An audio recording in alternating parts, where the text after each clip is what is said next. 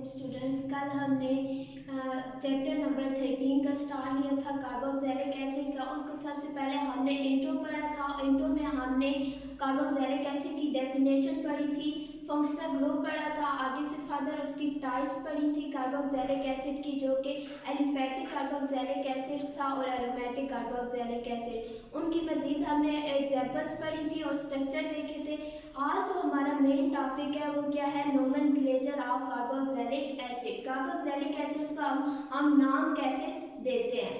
पहले कौन से नाम है, कॉमन नेम्स। उनको कॉमन नेम किस तरह दिए जाते हैं। The common names of carboxylic acids were derived from the source from which they are isolated. जो कॉमन नेम है कार्बोक्सिलिक एसिड्स के, वो उनको सोर्स से, जहाँ जिस सोर्स से उनको हासिल किया जाता है उसी सोर्स के लिहाज से उनको नाम दिए जाते हैं कॉमन नेम। इसकी हम एग्जांपल पढ़ते हैं तो आपको ये कंसेप्ट क्लियर हो जाएगा। सबसे पहले जो सिंपलेस्ट कार्बोक्सिलिक एसिड है उसका नाम क्या है, फॉर्मिक एसिड। अच्छा, ये जो फॉर्मिक एसिड है ये रेड आर्न में पाया जाता है और वहाँ से हासिल किया गया है। रेड आर्न को लैटिन वर्ड है फार्मिका। फार्मिका लफ्ज का मतलब होता है आंट, ठीक है। तो उसी फार्मिका के लफ्ज से के नाम पे ही आगे से इसका नाम रख दिया गया फॉर्मिक एसिड। इसी तरह एसिटिक एसिड है। एसिटिक एसिड्स को हासिल किया गया है विनीगर से, और विनीगर को लैटिन वर्ड में क्या कहा जाता है, एसिटम। तो एसिटम के नाम से ही ये नाम निकला है एसिटिक एसिड। नेक्स्ट इसकी कौन सी एग्जांपल है, ब्यूटाइलिक एसिड। ब्यूटाइलिक एसिड जो है ये बटर से हासिल किया गया है, और बटर, ब्यूटाइलम का मतलब होता है बटर। ब्यूटाइलम के नाम पे ही इसका नाम रख दिया गया है ब्यूटाइलिक एसिड। ये थे इसके कॉमन नेम कार्बोक्सिलिक एसिड के। देन हम पढ़ते हैं आइयूपैक नेम, ठीक है। आइयूपैक नेम के सबसे पहले ये सारे रूल्स लिखे हुए हैं, ये हम पढ़ते हैं स्टेप बाय स्टेप, इनको डिस्कस करते हैं। पहला रूल क्या है, select the longest chain including carboxyl functional group.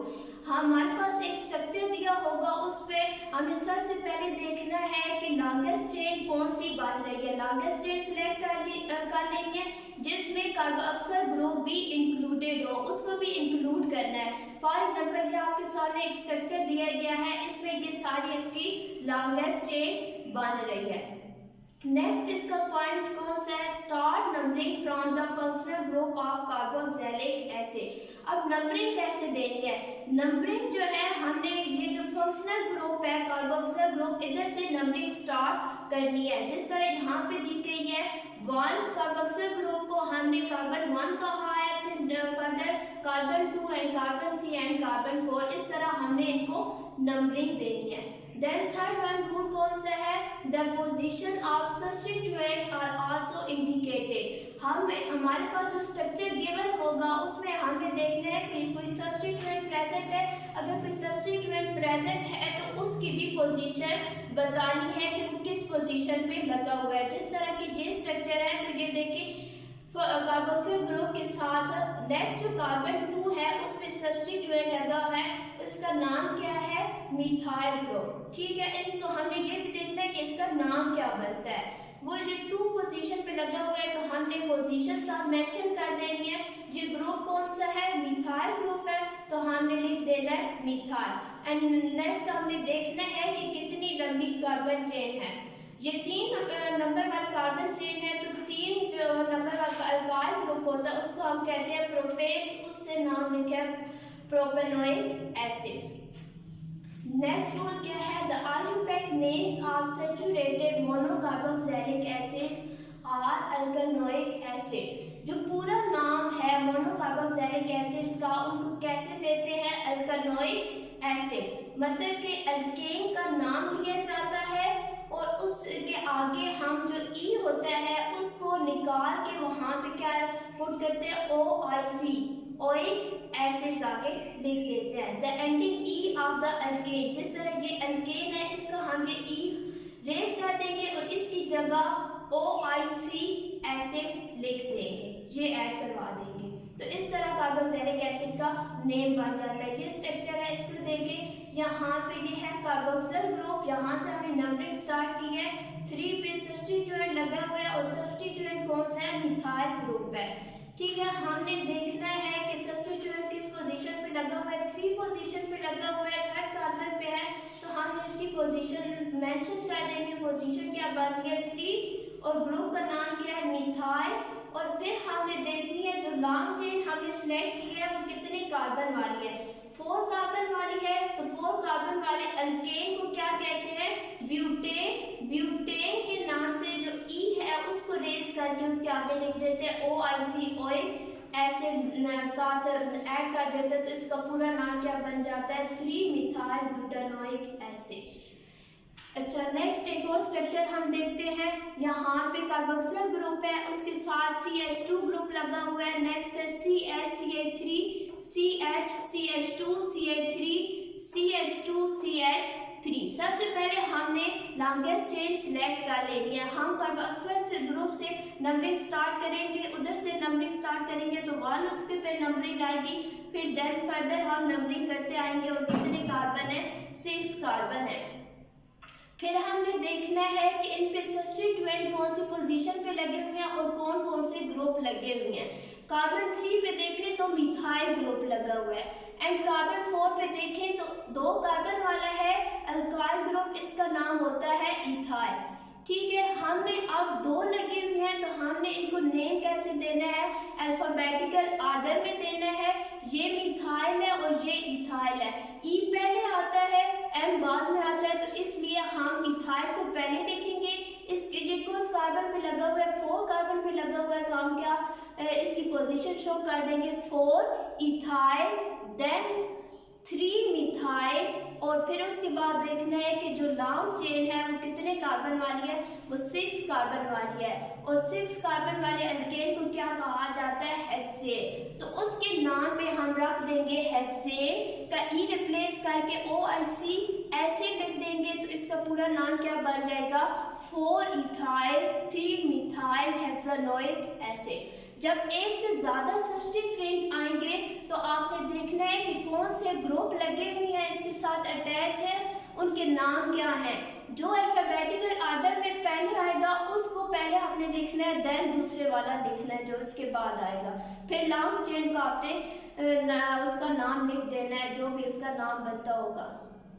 ठीक है, आपका इस नोमेनक्लेचर का होम टास्क ये है कि बुक पेज नंबर 265 है, उसमें क्वेश्चन नंबर 5 है। ये आपने सारे जो स्ट्रक्चर है इनको नेम देने हैं, देन आपने मुझे ये सेंड कर देना है इसकी पेज। इसके बाद जो टॉपिक है वो कौन सा है, प्रिपरेशन मेथड्स। अब कार्बोक्सिलिक एसिड का इंट्रो पॉइंट दिया वो क्या होते हैं, उसके बाद हमने नोमेनक्लेचर पढ़ा, इनको नाम किस तरह दिए जाते हैं। अब हमने पढ़ना है कि ये इनको प्रिपेयर हम किस तरह करते हैं। तो इसके 5 मेथड्स हैं जो कि आज हम 2 पढ़ रहे हैं। नेक्स्ट है इंशाल्लाह हम नेक्स्ट लेक्चर में डिस्कस करेंगे। पहला मेथड कौन सा है, from primary alcohol and aldehyde, कि कार्बोक्सिलिक एसिड जो है उनको प्राइमरी अल्कोहल और एल्डिहाइड से हम कैसे प्रिपेयर कर सकते हैं। हम सबसे पहले इसको प्रिपेयर करते हैं प्राइमरी अल्कोहल से। एक हमने प्राइमरी अल्कोहल लिया है, इसका नाम क्या है, इथेनॉल। इथेनॉल का स्ट्रक्चर क्या है, CH3CH2OH। इसकी हमने ऑक्सीडेशन करवानी है। ठीक है, किसकी प्रेजेंस में, स्ट्रॉन्ग ऑक्सीडाइजिंग एजेंट की प्रेजेंस में, जो कि क्या है, पोटेशियम डाइक्रोमेट है, और सल्फ्यूरिक एसिड की प्रेजेंस में। अब इसमें होता क्या है, जो इथेनॉल है उसका एक H ये वाला और दूसरा OH में से एक H, और ये जो ऑक्सीडेशन के लिए सिंबल यूज किया जाता है ऑक्सीजन ये वाला, ये तीनों मिलके वाटर का मॉलिक्यूल बना देंगे, यहाँ से एलिमिनेट हो जाएंगे। और यहाँ से जो एक हाइड्रोजन निकला है ये बॉन्ड इधर शिफ्ट हो जाएगा, तो ये बन क्या जाएगा, CH3C double bond O and then H। तो हमारे पास जब हम इथेनॉल की ऑक्सीडेशन करवाते हैं तो क्या बन जाता है, ethanol, CH3C double bond OH। इसकी जब इथेनॉल की मजीद ऑक्सीडेशन करवाते हैं तो क्या बन जाता है, इथेनोइक एसिड्स। अच्छा, आपने ये पिछले नाइन्थ में पढ़ा होगा कि ऑक्सीडेशन होती क्या है। ऑक्सीडेशन होती है एडिशन ऑफ ऑक्सीजन। और इसकी एक और भी डेफिनेशन है रिमूवल ऑफ हाइड्रोजन। तो इसमें 2 स्टेप ये रिएक्शन है।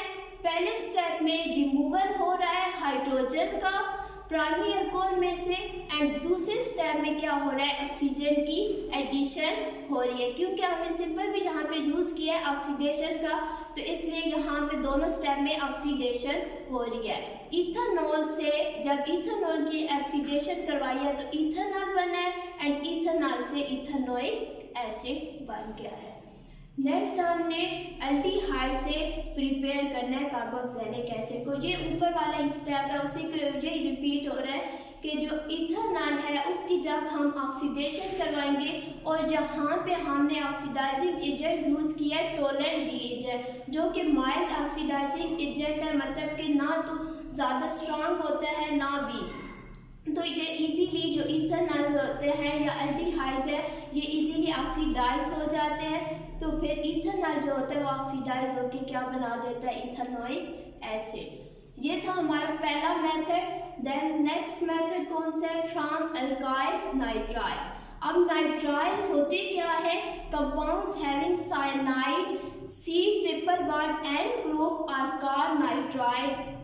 वो कंपाउंड जिनके अंदर साइनाइड ग्रुप होगा, मतलब कि C++ ग्रुप होगा, उनको हम कहते हैं नाइट्राइल।